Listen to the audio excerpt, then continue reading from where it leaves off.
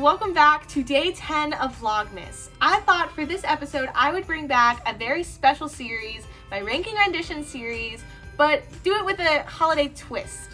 I decided to celebrate the Christmas season with Mariah Carey's All I Want for Christmas Is You. This song was released as Carey's 4th studio album and her first Christmas album in 1994. Since then, it has been a holiday classic, being a Christmas Billboard Top 100 for multiple years in a row.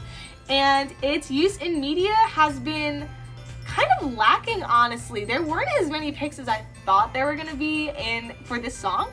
But I figured for this episode, let's go ahead and break down all of the US covers I could find and rank my picks for which is the best Mariah Carey cover. Let's get started. So apparently in 2017, Mariah Carey wrote and produced a film about a younger version of herself saving a puppy. Was I the only one that didn't know this existed? I have never heard this brought up in terms of any type of new Christmas movie that comes out. I am always the first one to go see it, but I never knew that this existed. But you know, Mariah Carey in this movie is voiced by Ranking, and she sings a cover of All I Want for Christmas Is You in the film. It should be noted that Mariah Carey's original version is also used in this film, but for the sake of Ranking Renditions, I'm gonna go with the Ranking cover. So this cover, I will say, is definitely not trying to be comparable to the original Mariah Carey. Like, the singer is being very simple and plain and kind of cheesy, honestly, in the way she's delivering the lyrics of the song. And honestly, it doesn't bother me that much because I think for the purposes of using it in this children's film, I think they were trying to make this scene a little bit more like, you know, kid-friendly, not in terms of like material or anything, but just in terms of the tone. I think they were trying to make it a lot more like easy for the kids to sing along to type of thing. And also, since they have the original Mariah Carey version in the film, I don't think they needed another over-the-top rendition of it. So it does make sense in the context of what they're doing in the film. However, I can't say that it's my favorite cover.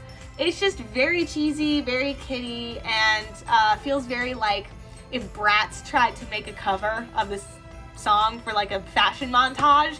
Like, that's the best way I could really describe it, honestly, for this. So, you know, it's definitely not my favorite version, but all things considered, it was still pretty fun.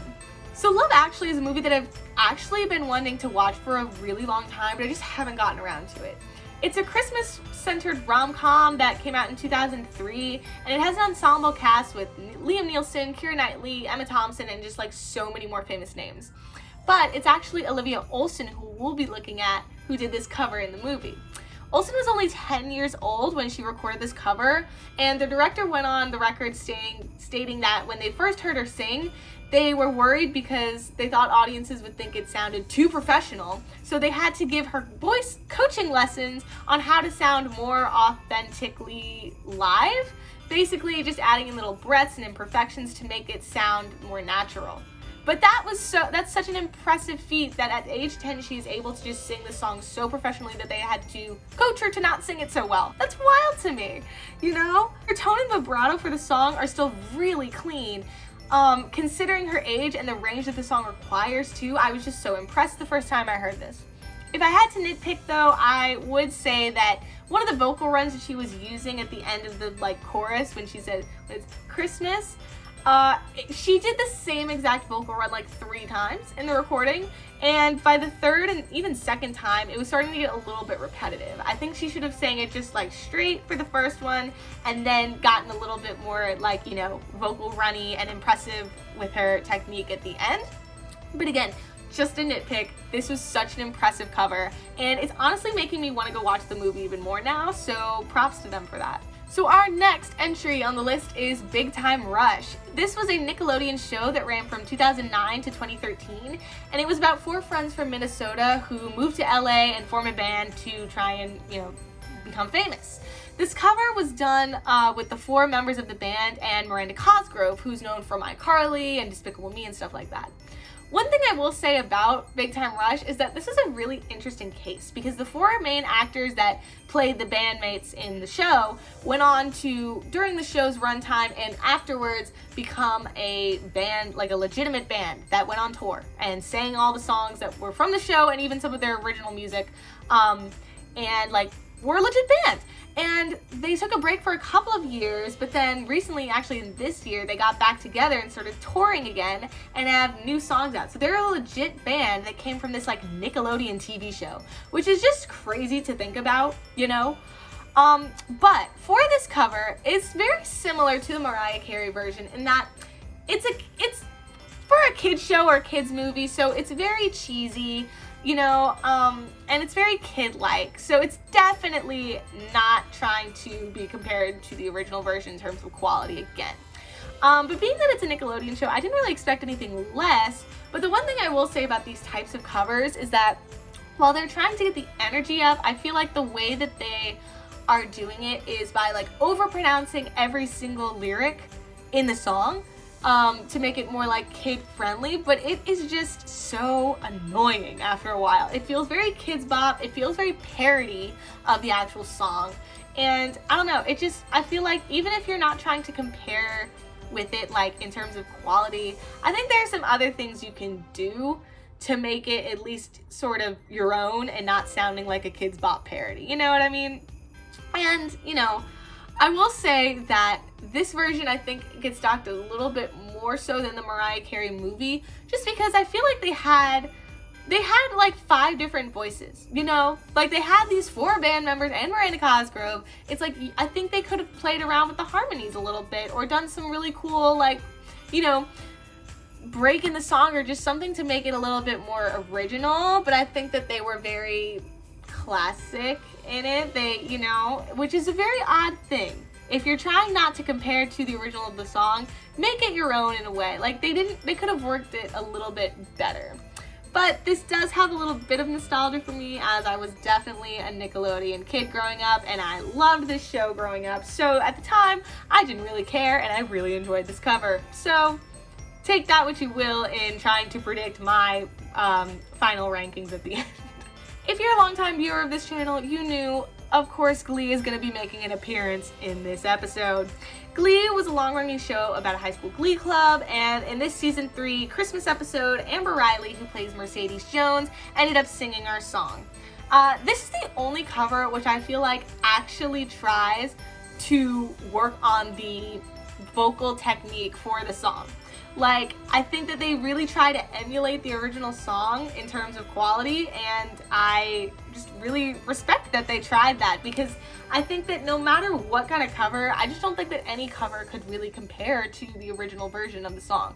So I think that the fact that they at least tried to do that and make it their own in their own right as well, it's just a really impressive feat, and I applaud them for that. I also think that the instrumentation had enough like differences in it. They added some like, you know, little changes to the melody here and there, and just some like other background instrumentals that I think made it feel a lot more modern for the time that they were doing this cover, which set it apart as well from the original. So I really respected that. Our final cover for this episode comes from the X Factor US in its 2013 season. Alex and Sierra perform All I Want for Christmas Is You, and while the other covers I feel like are very distinct in that they are trying to capture the bombastic and sort of excitement that Christmas brings, I think this cover is definitely a change, as it feels way more cozy and like winter cottage vibes, I guess you can say. They sing it in almost like a jazz lounge style, which, you know, they try to minimize the instrumentals, and they focus strictly on the harmonies between the 2 singers, which I think is such a nice change of pace from what I've been listening to in terms of doing research for the other covers. My one critique though with it is that while I think that because their cover was so focused on the harmonies, any sort of lapse in that was very noticeable.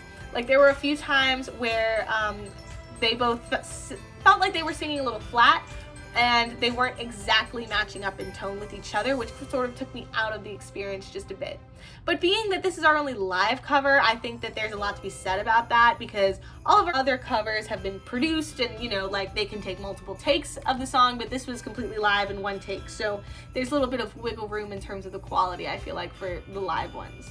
So now that those are all out of the way, we've gone through all of our picks for this episode, let's get to the final rankings. Number 5 on our list, sadly in last place, goes to the Mariah Carey film version. It just was too cheesy and was not for me. I just really didn't like it, and I feel like there are other covers that we've looked at today that have captured the same sort of excited feeling that that cover was going for, but did it better.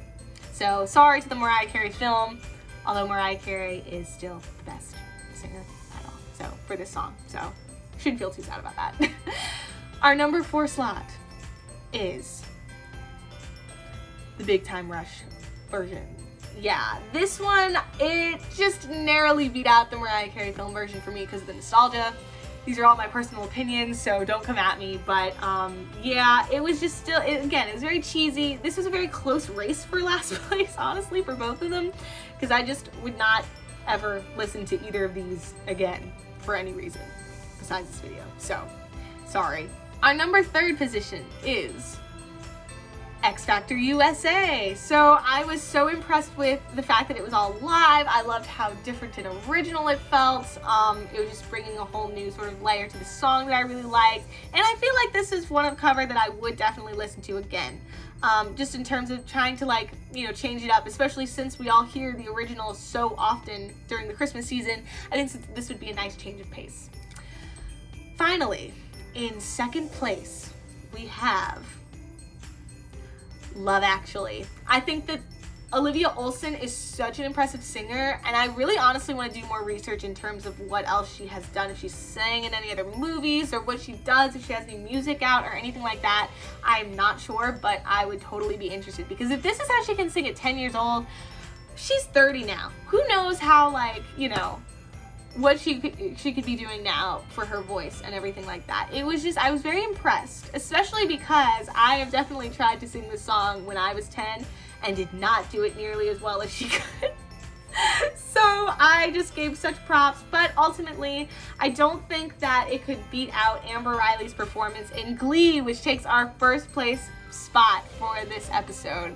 I just think that Amber Riley is such an amazing, incredible singer talent, and that they really tried in terms of Glee style to, you know, pay homage to the original, but also make it unique enough in their own right while still focusing on the quality of the singing. So I just felt like all 3 of those combinations made it perfect for getting first place in this episode. Let me know in the comments if you disagree or agree with my picks or opinions. If there's a cover I've missed, please let me know. I want to do an episode where I go back and add any of new covers that have come up in the past years since I've done some episodes, or just any that I missed in my general, like, research. So please let me know in the comments if you notice any of those. Thank you so much for watching this episode. I will see you guys tomorrow for Vlogmas Day 11, and have a great day. Bye!